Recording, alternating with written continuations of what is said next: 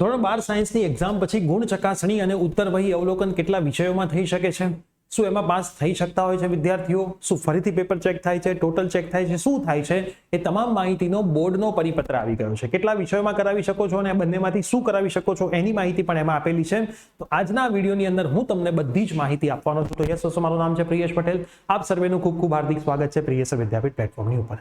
સૌથી પહેલા તો ચેનલ ઉપર નવા હોય તો સબસ્ક્રાઇબ કરીને બેલ નોટિફિકેશન પ્રેસ કરી દો, જેથી આવનારી તમામ અપડેટ્સ મળતી રહે. અને સાથે વોટ્સએપ ગ્રુપમાં ના જોડાયો તો એડમિશન માટેના આપણા વોટ્સએપ ગ્રુપ છે, ડિસ્ક્રિપ્શનમાં લિંક છે, ખાસ જોડાઈ જજો. હવે સૌથી પહેલા બોર્ડની વેબસાઇટ પર એક પરિપત્ર છે જેમાં લખેલું છે, હું તમને વાંચીને સમજાવીશ શાંતિથી. એવું લખેલું છે કે ભાઈ ગુણ ચકાસણી અને ઉત્તરવહી અવલોકન ગુજરાત માધ્યમિક બોર્ડના નિયમો. હવે આ નિયમો સમજી લો. ગુણ ચકાસણી એટલે ઉત્તરવહીઓની વિષય શિક્ષકો પાસે ચકાસણી કરાવી વિદ્યાર્થીને બોર્ડ દ્વારા પ્રત્યુત્તર પાઠવી આપે. મતલબ તમારે ક્યાંય જવાનું ના હોય, બોર્ડ તમને જણાવી દે ક્યાંય ટોટલ રહી ગયું છે, પ્રશ્ન ચેક કરવાનો બાકી છે, તો પ્રશ્ન ચેક થઈ ગયો છે, એના માર્ક્સમાં કોઈ સુધારો થાય નહીં. ઉત્તરવહી અવલોકન એટલે શું? મુખ્ય 4 વિષયોની ઉત્તરવહી વિષય શિક્ષકો પાસે ચકાસાવી કરાવી બોર્ડ દ્વારા જાહેર કરેલ કાર્યક્રમ મુજબ ઉમેદવારને રૂબરૂમાં નિરીક્ષણ કરવા બોલાવે. મતલબ તમે ઉત્તરવહી અવલોકન માટે એપ્લાય કરો તો પહેલા તો મેઇન 4 વિષયમાં જ થાય: ગણિત, રસાયણ વિજ્ઞાન, ભૌતિક વિજ્ઞાન, જીવ વિજ્ઞાન. બરાબર? તમે કોમ્પ્યુટર ઇંગ્લિશમાં ના કરાવી શકો અને પહેલા એ ટીચરને બતાવી દે ક્યાંય ટોટલમાં ભૂલ છે, કોઈ પ્રશ્ન ચેક કરવાનો રહી ગયો છે તો થઈ જાય. અને પછી તમને ખાલી પેપર બતાવશે. એમાં તમે આર્ગ્યુમેન્ટ ના કરી શકો. તમને જે જગ્યાએ બોલાવે જે ટાઈમે ત્યારે જવાનું. એક ટીચર તમે લઈ જઈ શકો, પેરેન્ટ્સને લઈ જઈ શકો, અને સ્ટુડન્ટ મોબાઈલ બહાર મૂકી દે, મટીરિયલ બધું બહાર મૂકી દેવાનું, અંદર ખાલી તમે પેપર જોઈ શકો. તો એને આ જ કીધું છે. OMR ઝેરોક્સ અને વેરિફિકેશન એટલે મુખ્ય 4 વિદ્યાર્થીઓની OMRની ઝેરોક્સ કોપી વિદ્યાર્થીઓને પ્રત્યુત્તર બોર્ડ દ્વારા તૈયાર કરેલા આન્સર કી સાથે વેરિફિકેશન રિપોર્ટ આપવાની પ્રક્રિયા. OMRની 4 વિષય મળી શકે છે: ગણિત, રસાયણ વિજ્ઞાન, ભૌતિક વિજ્ઞાન અને જીવ વિજ્ઞાનમાં તમને OMR મળી શકે છે.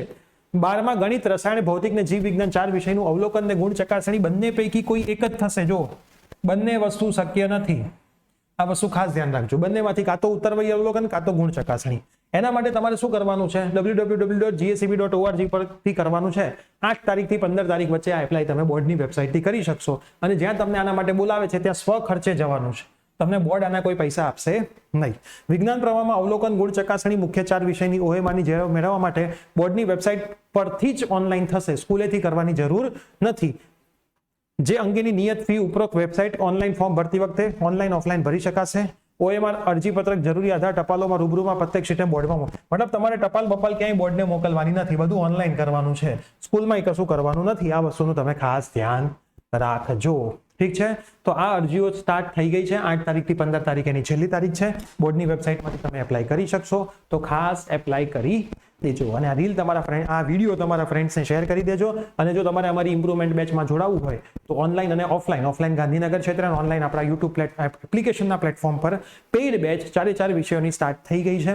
જોડાવા માટે અમારો નંબર 9825799458 ઉપર વોટ્સઅપ કરીને તમે વધારે માહિતી જોડી શકો છો.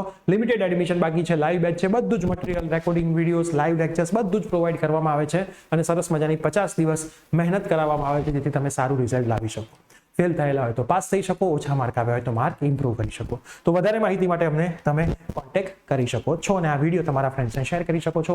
મળીએ છીએ આવી જ કોઈ નવી અપડેટ સાથે. Bye, take care.